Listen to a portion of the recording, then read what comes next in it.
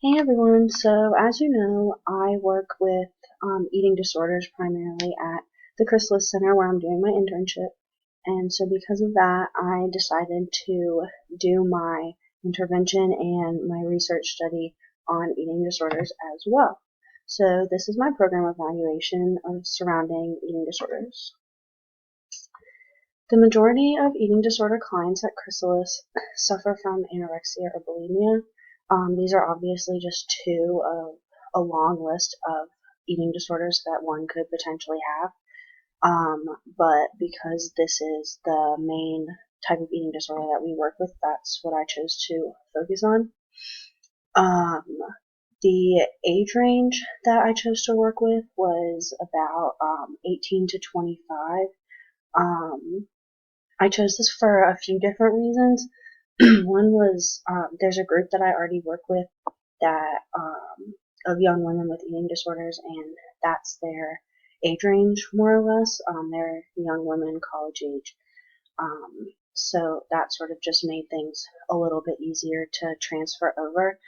Also, as you can see on the slide, there's a lot of statistics surrounding this population and how they tend to be um, one of the greatest populations with the most need when it comes to eating disorders. Obviously, as young women, we're constantly bombarded with issues with self-esteem and body image and things like that. And so, being in college, being a young woman trying to start your life out, it can lend itself to establishing a lot of different issues associated with eating disorders. Um, and so I think that it's really important to think about that and to look into this population further. It's something that was important to me anyway. So the research that I did explored the effects of exercise restriction and tracking exercise in this group of young women that I work with in this eating disorder support group. So basically, what I did was I looked at some different literature surrounding different types of eating disorder interventions, and there were a few different types. Some were kind of similar in nature, some were a combination of a few different things, but I kind of just wanted to look at some different options and see what works, what doesn't work, and what would be a good um, example for me to model my own research and intervention after.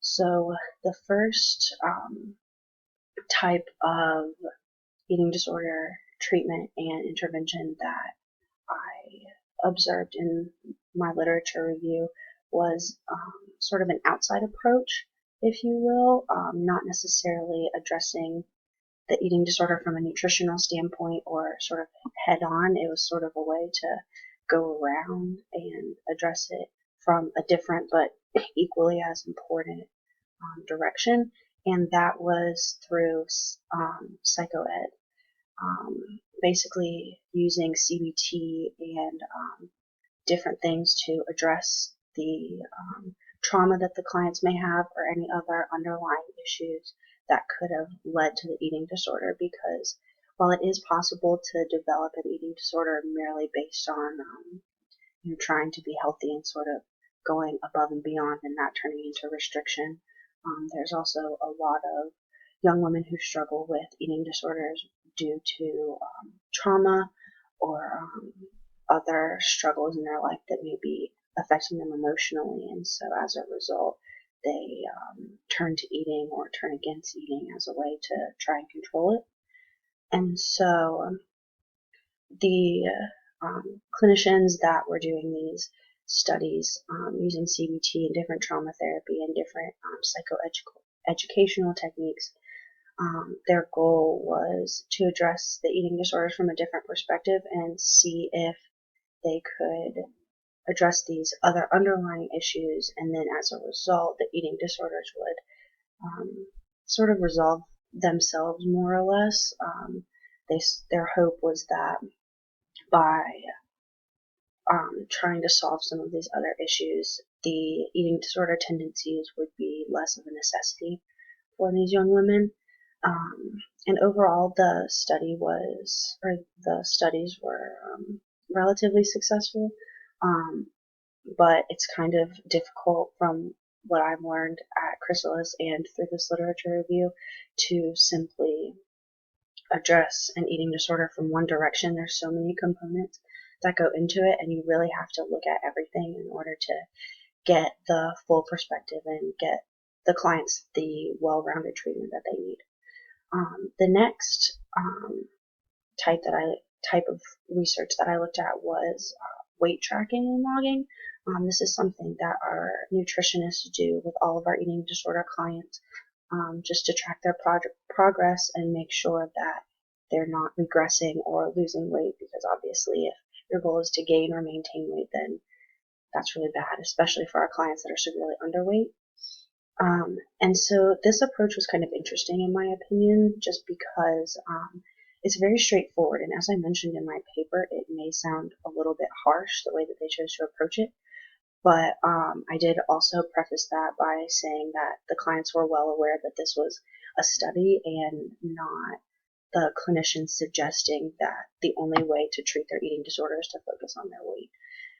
But basically what the interventions and the research were looking at were what the effects of focusing a little bit more on the numbers and the weight component of eating disorder treatment, what effect that would have on the clients, and if that would be beneficial to them, whether it be positive reinforcement when they were able to gain weight like they were supposed to, or sort of motivation in a different way, just showing them how much they're losing or not gaining, if that's the case, and sort of trying to see how they responded to that, and if those types of more straightforward methods were useful. Some were, but a lot were not, simply because of what I kind of stated before. It's a little bit of a harsher approach, and a lot of times in our treatment specifically, what I've learned is that they try not to focus so much on the numbers, just because you want to improve the health of the person as a whole. And so the last was a group of interventions based on exercise. A lot of our clients and eating disorder clients everywhere are put under exercise restrictions or close monitoring by nutritionists, because obviously when you're exercising, a lot of times you're over exercising if you have an eating disorder to try and lose weight or to try and negate the calories that you've eaten that day. And so if you're underweight or you're not gaining weight like you're supposed to, they don't want you exercising as much. And so what these interventions looked at were how really tracking the exercise that they were doing and logging before and after the restrictions were put into place, just to see how the clients responded to the exercise restrictions and if they were able to be compliant. And a lot of these were really successful, which was beneficial for me to know, because this is more or less what my intervention was as well. So to get into my program specifically, I focused on the group that I've worked with, as I stated at the beginning. It's a group of 6 women. Sorry, that's a typo. It's ages 18 to 25 with anorexia or bulimia. They were required to log their daily exercise in minutes for 2 weeks before the exercise restrictions were implemented, and then logging their daily exercise in minutes for 2 weeks after the exercise restrictions were implemented. And then I wanted to compare the data and see how things changed, if they were compliant with the changes that they were supposed to be making. And as I'll talk about more in my intervention,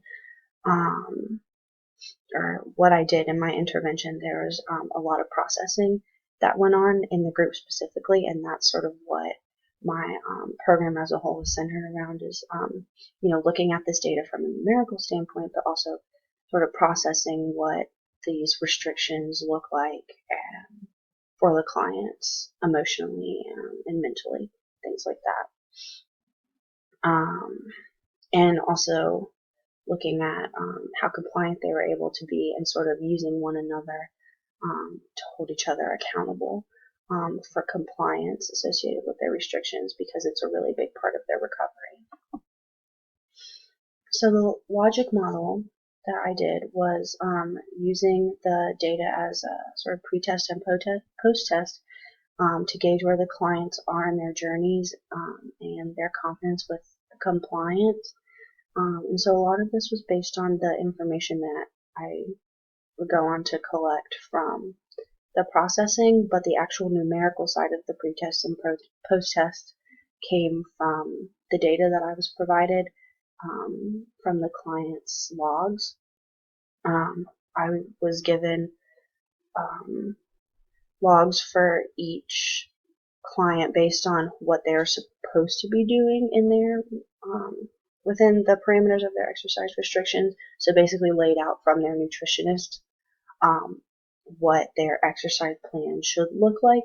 And then, of course, I had the actual data, which was the client's personal logs of their exercise in minutes per day and minutes per week before and after the restrictions were implemented.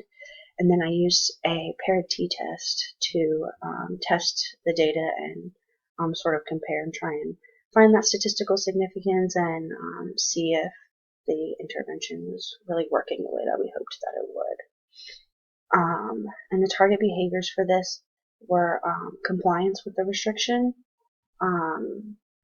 For most, it was to reduce exercise daily and weekly, and not necessarily just in minutes, but also in days per week for some of them. But my main focus was minutes per day and overall minutes per week. And obviously, as a result, the ultimate target is to reduce eating disorder behaviors as they relate to exercise and overexercising. So as I stated, my sample was 6 women ages 18 to 25 with anorexia or bulimia. It's just a lot easier to focus on those two. As I kind of said in the beginning, they have a lot of similar components. So there's many, many more, such as binge eating and other non-specified restrictive disorders and things like that. But anorexia and bulimia, like I said, are the main ones that we work with, and so it was just easier to focus on that. Each client logged their exercise daily and then added up their totals at the end of both weeks for their total minutes per week. And the paired t-test was able to compare the data before and after the implementation of the restrictions. And in my analysis, I was able to find positive results from the data. As you'll see on the next slide, statistical significance was not a huge factor, unfortunately, but based on the raw data itself, it was mostly positive just based on the way the clients were able to comply. And we also received a lot of positive feedback from the group members in group during that processing time, surrounding their ability to log, their comfort with logging, their comfort with group processing, because obviously this can be a touchy subject, even with the rapport of a group. And so those were some really great things to hear. So my results, my p-value came out to 0.097, which is just above statistical significance, which was unfortunate, but one thing that may have been a factor in that was the fact that the group was so small, there wasn't a lot of data to work with, and so that can have an effect on the actual statistical analysis. But as I said, the raw data itself provided a lot of room to be positive and sort of assume that this intervention worked pretty well. And like I said, the feedback from the group members also gave a good indication of that, just based on their ability to do what they needed to do. So I explained some of the limitations